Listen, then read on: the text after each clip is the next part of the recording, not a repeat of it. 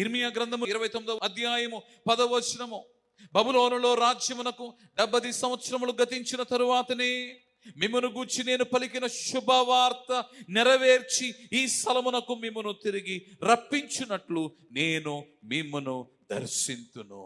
దేవుడు దర్శించువాడై ఉన్నాడు.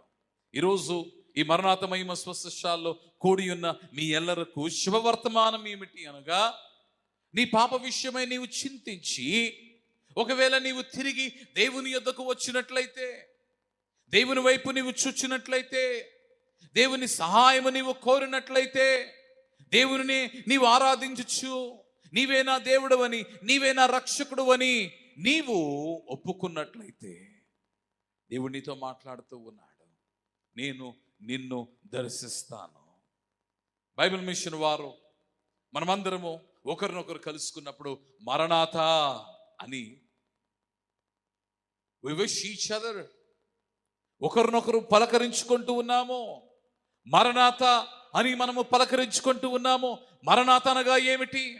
మరణాత అనగానే దేవ దర్శనము. It is a prayer for the visitation of God.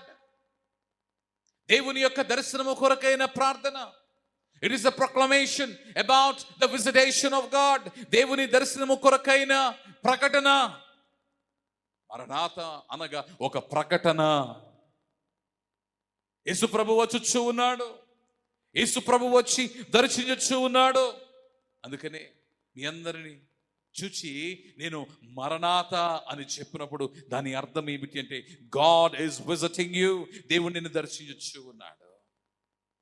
Remind each other, ఒకరినొకరు జ్ఞాపకము చేయండి, దేవుడు నిన్ను దర్శించువాడై ఉన్నాడు. దేవుడు నిన్ను విడిచిపెట్టువాడు కాడు.